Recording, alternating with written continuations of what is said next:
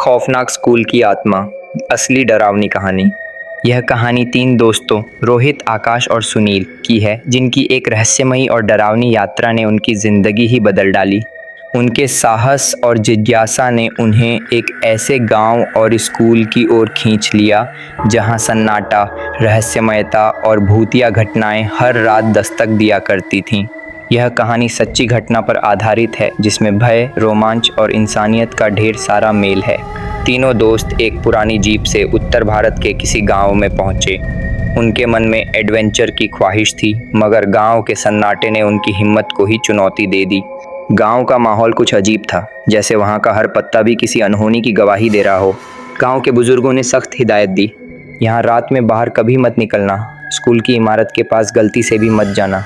पर इंसान की फितरत है, जिस पर रोक लगे वही करने को दिल करता है।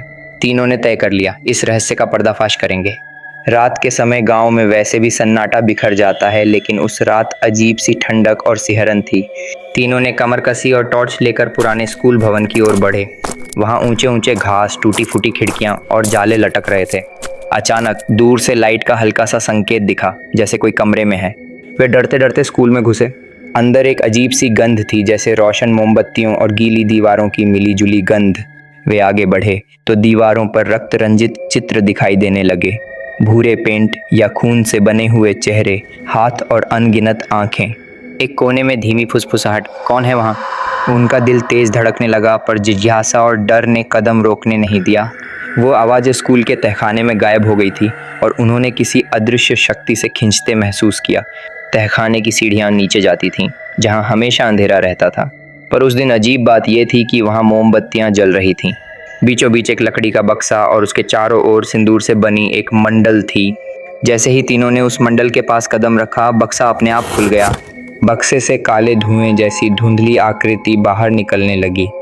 उसका चेहरा अस्पष्ट था, आवाज़ भयानक, तुमने मेरी नींद में खलल डाला है, अब तुम भी मेरे साथ यहीं फंसे रहोगे। रोहित, आकाश और सुनील 5 मिनट तक अपने पैरों पर जमे रहे। फिर जैसे कोई शक्ति उन्हें बांध रही थी, दरवाज़ा अपने आप बंद हो गया। अब बचाव का एक ही रास्ता था, अंदर बंद पुराने बक्से की जांच।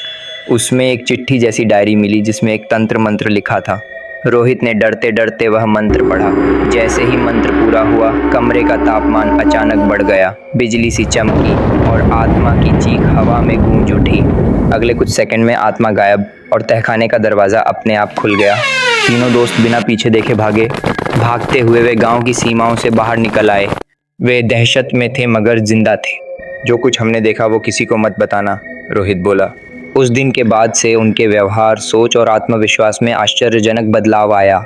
वे अब लगातार उस आत्मा के बारे में सोचते थे और रातों को बुरे सपने आते।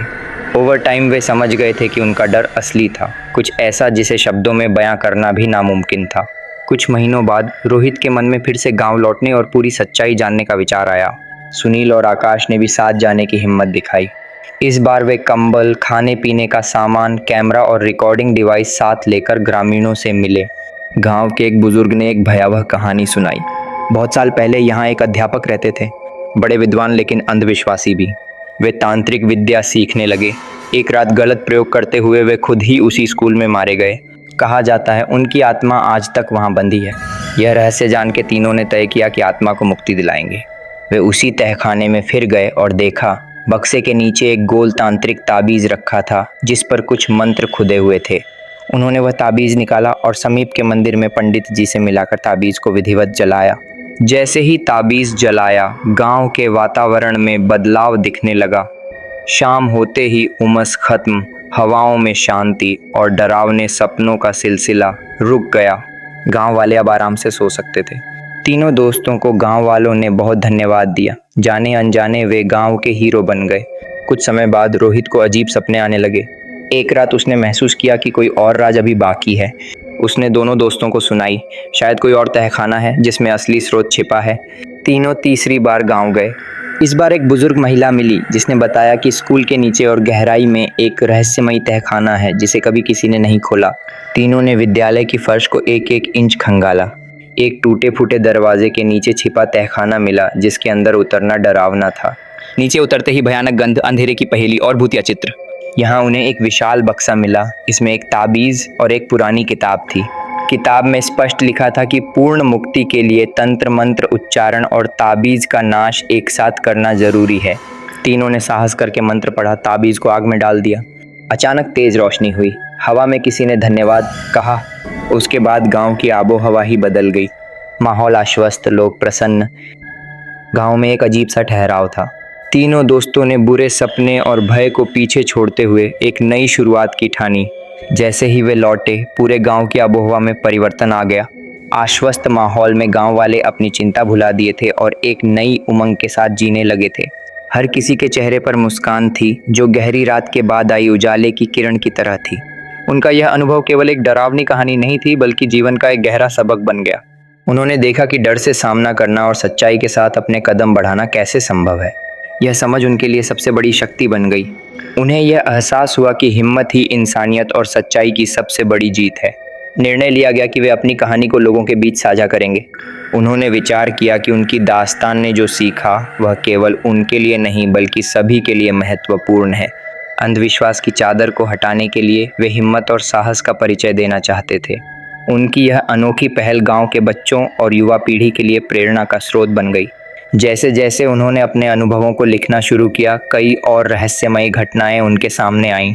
इन घटनाओं को सुलझाने के लिए उनकी टीम ने एक साथ काम किया। हर केस ने उन्हें और भी मजबूत किया और उनके अंदर के डर को समाप्त कर दिया। अब वे केवल लोग नहीं थे, बल्कि हिम्मत और सच्चाई के प्रतिनिधि बन चुके थे। उनकी यह कहानी पूरे गांव में फैलने लगी।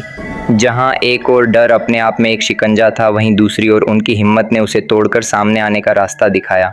आज भी जब लोग उनके बारे में सुनते हैं तो उनके दिलों में एक अद्भुत चिंगारी सी पैदा होती है। यह कहानी केवल डर को दूर करने की नहीं, बल्कि जीवन में सही मार्गदर्शन की भी है। यही कारण है कि तीनों दोस्तों ने अपनी यात्रा पर निकलकर एक नई परंपरा स्थापित की। अब उनके पास सिर्फ एक कहानी नहीं, बल्कि एक संदेश था। हिम्मत से भरे कदम ही सच्चाई को उजागर करते हैं। इस संदेश को सुनकर लोग अंधविश्वास और डर के फंदे से मुक्त होकर अपने जीवन को नए सिरे से जीने की प्रेरणा पाएंगे। धन्यवाद। दोस्तों, कैसा लगा आप लोगों को कहानी? कृपया करके कमेंट कीजिएगा और हमें फीडबैक दीजिएगा। धन्यवाद।